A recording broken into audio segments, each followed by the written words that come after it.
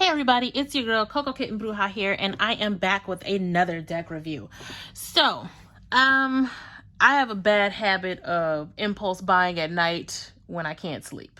And typically, my purchases are centered around cat ears and divination decks. Don't judge me, judge your mama. Anyway, this led me to the Moonlight Oracle deck by Tatiana Vedenkina. And I hope I said that right. Okay. This deck, the imagery was like, nope, I need it. It's pretty. I need it. Are those my colors? I need it. You guys, I'm very, shiny. I want it. Like, that's who I am. It's okay. But with that being said, this took a while to get here. Tatiana is based out of Russia, I want to say. And so it took almost 2 months to get here. I actually got this deck when things were still very iffy on shipping because of the you know what it is. The pandemic and all that fun stuff. I'm trying not to use certain words. Anyway, so when I finally got this, I had honestly forgotten about it. So when I finally got it, I was very surprised, very happy, and I couldn't wait to tear it open. So here we are. It is a flip top box, which I just think it's a cute box. I think the imagery is pretty cool.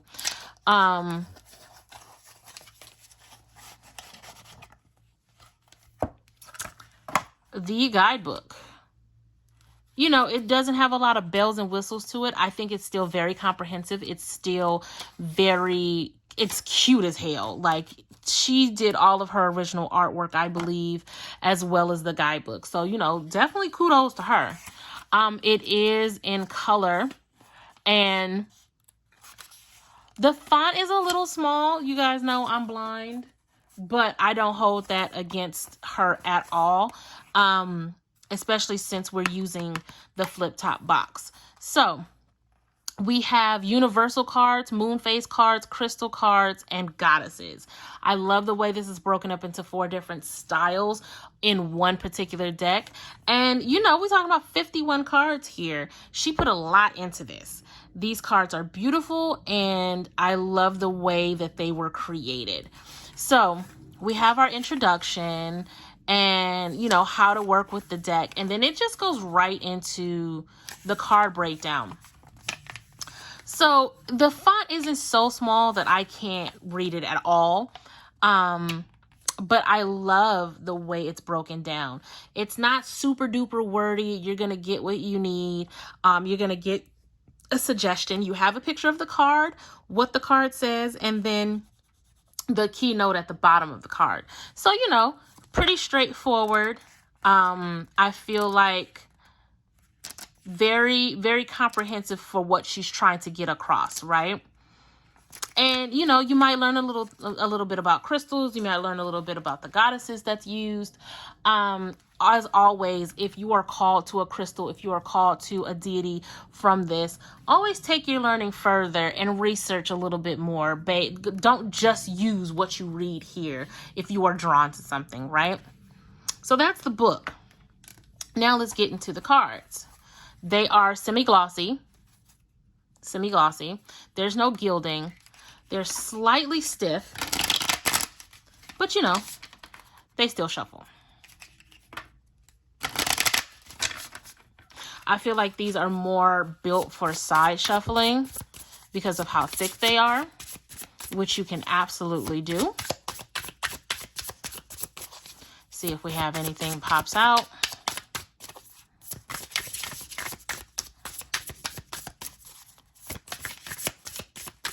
Nope. So our first card is going to be Pele, goddess of volcano, creativity, change, and protection. So I'm going to let you guys look at the card, look at the imagery. Very much lower chakra vibes here. We're going from root to sacral to solar plexus. Maybe you guys need to start working on these particular chakras. These are foundational chakras, right? Helps elevate and helps you push through the other higher chakras. But I feel like this creativity, this fire energy, right? It's going to call to somebody. Is it you? If it's you, then go ahead and mention down below. But let's go ahead and start looking at the rest of the cards. The You Are card. Embrace the magic of your being. I love that.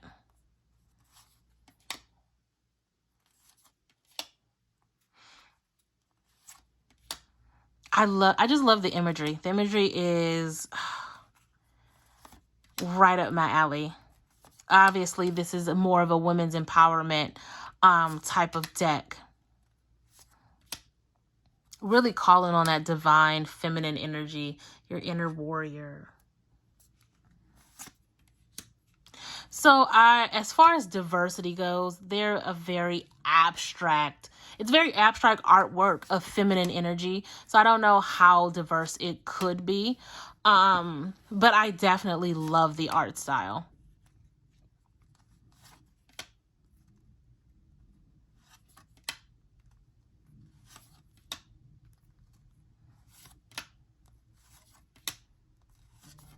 Just beautiful, beautiful work.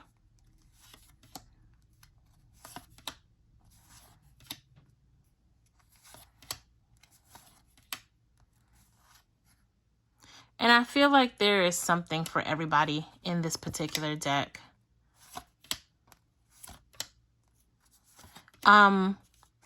Obviously, you can use this as a standalone deck. I would train this deck for the type of readings you would want to use it for. I don't feel like this is a deck that can work with every type of reading you do. An empowerment type of reading, yes. I don't know if I would use this for general readings. I feel like this is a very specified deck with a very specific type of energy. But of course, you work with what works for you. If you feel like you want to use it with a different deck on a general type of reading, absolutely, go for it.